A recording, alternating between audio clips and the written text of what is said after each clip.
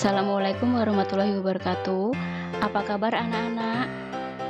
Bertemu lagi dengan Ibu dalam pembelajaran prakarya kelas 7 semester 2. Pada pertemuan kali ini kita akan membahas materi kita bab 3 mengenai budidaya tanaman obat.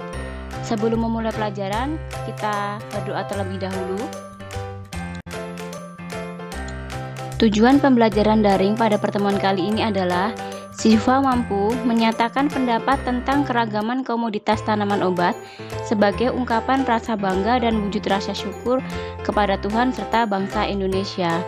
Merancang kegiatan budidaya tanaman obat dan menyusun komposisi media tanam berdasarkan orisinalitas ide yang jujur terhadap diri sendiri.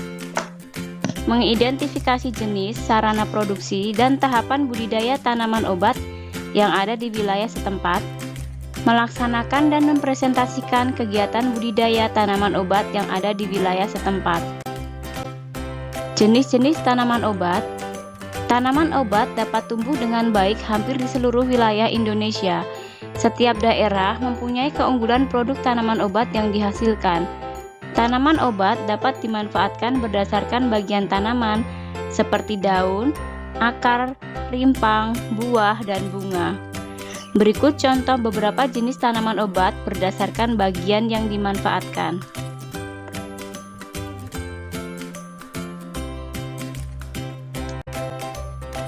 Berikut merupakan deskripsi beberapa jenis tanaman obat.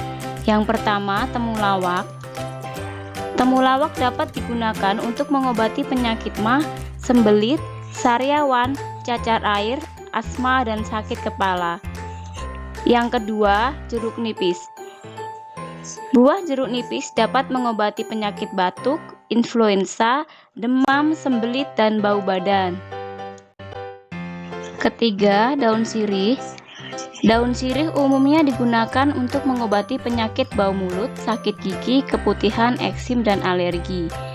Daun sirih juga sering digunakan untuk kelengkapan inang untuk tradisi di daerah Jawa. Patah tulang. Bagian batang kayu dapat digunakan sebagai obat penyakit kulit, sakit gigi, dan radang telinga. Getahnya dapat mengobati sakit gigi, tetapi jika terkena mata dapat menyebabkan kebutaan. Cabang dan rantingnya jika dibakar dapat mengusir nyamuk. Akar dan rantingnya dapat mengobati penyakit lambung, rematik, dan nyeri. Sarana produksi budidaya tanaman obat. Berikut adalah bahan dan alat untuk budidaya tanaman obat sesuai dengan tempat membudidayakan. Yang pertama, bahan terdiri dari benih atau bibit tanaman obat, pupuk, media tanam, dan pestisida. Alat berdasarkan media tanamnya. Yang pertama, menanam di kebun atau pekarangan. Yang kedua, menanam di lahan terbatas atau tidak ada lahan. Tahapan budidaya tanaman obat. Berikut ini beberapa hal yang perlu diperhatikan dalam budidaya tanaman obat agar memperoleh hasil yang maksimal. Pertama, pembibitan bisa dilakukan melalui cara generatif yaitu dengan biji, dan cara vegetatif dengan stek, cangkok, dan okulasi. Yang kedua, pengolahan tanah.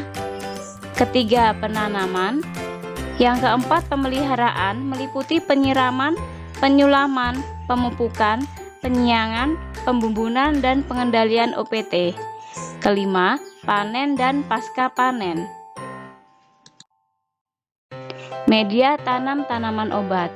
Syarat media tanam yang baik. Yang pertama, memiliki kemampuan yang mengikat air dan menyimpan unsur hara dengan baik.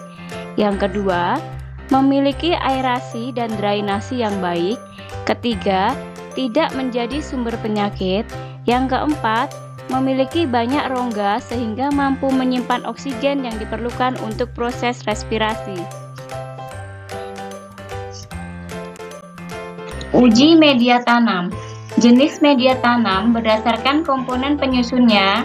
Yang pertama, media tanam organik meliputi arang, sekam, kompos, dan sabut kelapa. Yang kedua, media tanam anorganik meliputi gel, pasir, pecahan batu bata, spons, vermikulit, dan perlit.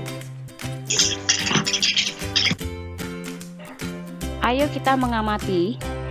Amatilah tanaman obat yang ada di sekitar rumahmu atau yang sering dikonsumsi oleh keluargamu. Perhatikan warna, bau, dan carilah manfaatnya bagi kesehatan. Tetap semangat belajar dari rumah ya. Ingat 3M, menggunakan masker, mencuci tangan, menjaga jarak, dan juga menghindari keramaian. Tetap jaga kesehatan, tingkatkan iman dan imun. Terima kasih sudah menyimak pembelajaran daring ini hingga selesai. Wassalamualaikum warahmatullahi wabarakatuh.